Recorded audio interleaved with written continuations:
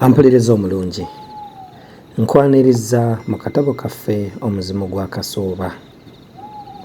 Katono nnyo okujjukiza we twakoma mu kitundu kyaffe ekyayita, nga maama atuyimbira ku buyimba obw'edda ssaako n'okubeera nga yatugerera ku ngero. Naye mu zonna oluyimba nze olwasinga okunnyumiranga lwe lwaba atwala bbaffe. Twanyumirwanga nnyo emboozi za Kasooba, era ebiseera ebisinga obungi twatuulanga naye awo wansi w'omuti n'atunyumiza ebintu bingi era ebyatunyumiranga. Namusoyaasoyanga ebibuuzo naddala ku bintu ebimu by'abanga atunyumirizza, era bw'atyo n'abeera nga yandaalika nti engeri gye nali mbuuzaamu ebibuuzo ebikakali gye bujja mu maaso nali wa kufuuka mbega oba si ekyo nfuuke looya. Nkwaniriza mu ssola yaffe ey'okusatu. Atya okwogerako. Kasooba yali jjenje essaaby'okwaffe. Teyalina mbojjanyi yadde akakukuuzi ku muntu yenna, naye ng'abantu bamwekengera n'okumujwetekako by'ataalinanga ne by'ataakolanga. Bwe twabeeranga ku ssomero ng'obwana bwe twasomanga nabo butugamba nti, "Mwe muzannya ne Kasooba mbwe simanyi mukwano gwammwe, hosi mubeere ggwaawo mulira batabeewuubizza n'abatunda." Ffe tuwulira abakulu bagamba nti atunda abantu, nti nno ne mu nju ye yasimamu ekinnya kw'ayalirira emikeeka, nti bw'omukyalira kwakutuuza osimattuka lumu ng'ogwa muli, nga yeekwatira emmome n'ekiweddeko amazzi. Mbw'era alina n'omukira emabega ng'ogw'embwa, ate nga ne ku mubiri gwe kuliko obuwugiro bw'obwoya ng'obw'ensolo. Obwana obwo twabuwakanyanga nnyo, oluusi ne mwagala kuvaamu byakulwana. Ekisooka nga ffe ebyo maama yali tabitunyumizangako. Nedda baali boogera byalere. Wabula eby'omukira nga tetubyekakasaamu nnyo. Bw'atyo Kasooba bwe yatuulanga ku kiseke ng'atunyumiza, ekkanzu ye n'emala ewenjuka empale n'erabika nga tumubbirira tulabe oba nga mu mpale mulimu ekizigajjadde oba okwezinga ng'omukira. Tetwakiraba. Twaludda ne tuteesa tumusooberere lwali baanaaba emisana tulabe oba nga ddala omukira ogwo gwe baali bamugamba yagulina. Twatandika okumulimisanga naye nga takwasika, kubanga oluusi yamalanga birona byeya nga takubiseeko kimunye, ate bwe yabangawo ndowooza ng'anaaba bbalirirwa emisana. Twaterebuka anti addiŋŋana ekitiko. Lumu tuba tuli awo mu ttuntu nga gguse. Yali amaze bisiibo na nnaku nga taliiwo. Olwamulengera ne tugenda tumwanirize n'okumukulisaayo. Yenna yali agubaasidde nga n'eritwala obukolwa lidda ku bbali. Enviiri zaali zikirako eza kitengula okuduuma, n'amaaso nga gamyuse gajjudde n'enfuufu ku bukoowekoowe. Bwe twamala okumubuuza era ng'alabika akooye, n'atandika okutema ebisiki nga bw'ayayuuyanamu. Okumubuuza ekintu ng'addamu nti newankubadde nga kyandibadde kyakugaana. Yeekalaabiriza atunule, naye nga ye nannyini maaso ebikunta ayongera kusikaabizeeko. Yalwedda n'atusaba tudde eka nga bw'atoowolokoka obukoowu n'oluvannyuma tumuddire alyoke atunyumize. Tuba tufuluma ne tuwulira ng'alagiriza mukazi we yali mu ffumbiro nti, "Mukyala, kansooke neeyiweko otuzzi mpujjaaleko nga n'emmere yo bw'ejja."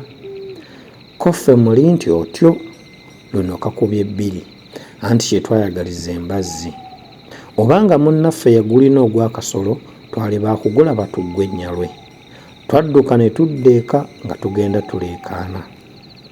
Eka twawunyayo buwunyi ne tufunyaamu tugende twerolere ekyeneeno oba kyaliyo. Kannyinaffe bwe kaategeera kye twaliko ne kaagala nako katwetabeko. Twakagaana kuba kaali ka lugambo. Mwegaayaki. Ko ffe tomanyi ng'abakazi tebakkirizibwa kutunuulira basajja nga banaaba. Kokko mulimba.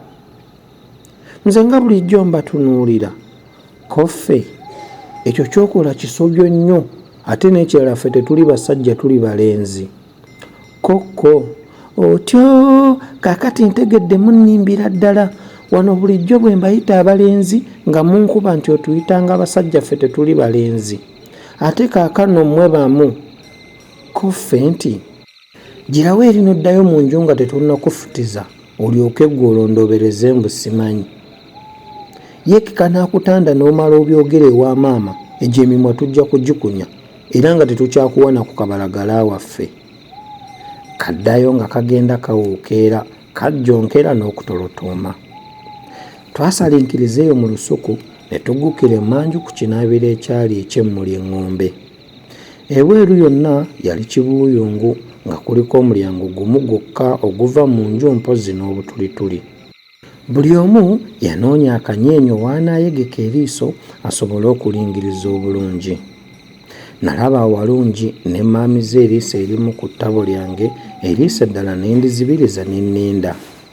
N'embooge teyabuguma ng'omulindwa yagguse edda buseke. Yali akutte sabbuuni n'emikalabanda mu ngalo, asuulidde ne tawulo ku kibegaabega. Ku lubaati okwali ebbenseni kwe yasuula bye yali akutte ate eyo tawulo n'agiwanika ku lumuli olw'oluwuzi olw'ekiyigo. Yafuka amazzi mu benseni ng'agajja mu nsuwa n'oluvannyuma ne yeeyambula n'atandika okunaaba naye ng'asoose okusumulula ku mukono ogwa ddyo awo waggulu wa nawolovu ekiwuzi ekigongeevu okwali obufundikwa n'ekirala kye yasumulula mu kiwato byombi n'abiwanika ku lumuli.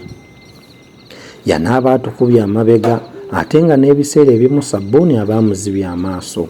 Bwe ntyo natunuulira ddala bulungi nga sitya ntya ndaba. Nakanula eriiso nentunula nti wozza omukira n'ebyoya lwe naabiraba. Wa saabiraba. Nakyusa eriiso nentunuza eddala nga lino linfuyiridde nti osanga lwe naalaba ebisingako naye nga byonna birisengavuddemu. Lino eriiso nalyo lyali litandise okunfuyirira n'okuggyako ekifu era n'okufukamira amate n'amatiitiiri nga mbikooye. Kato kange ne kajja nga kasooba ku bunkenke. Bwe kantuukako ne kambuuza mu kaama nti, "Owange, gwe omukira n'ebiwuugiro obirabye?" Ko nze nti, sibirabye, gwe obirabye?"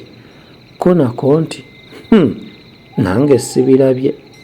Ndowooza batulimba bulimbi. Gira tuve ne wano tebalwa kutulaba oba ne maama okutuyita nga tetuliiwo kakacupe ne katuloopa. Tweseebulula mpola ne tuddayo eka. Twasanga kannyinaffe katuteegeredde ne katubuuza nga bwe kamagaamaga nti, "Mubirabye?" Ko ffe nti, "Nedda tetubirabye." Ko nti, "Ndowooza balimba bulimbi." Twatandika okuteguka nga bwe tuwowoggana twefuule ng'abatannavaawoko. Ampuliriza omulungi. Bwe tutyo ne tubeera nga tufundikidde essula yaffe ey'okusatu.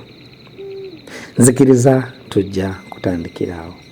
Tuyingire mu ssuula ejja okugoberera gye batuumye omuganga teyeeganga. Akuume atakuumira mpeera.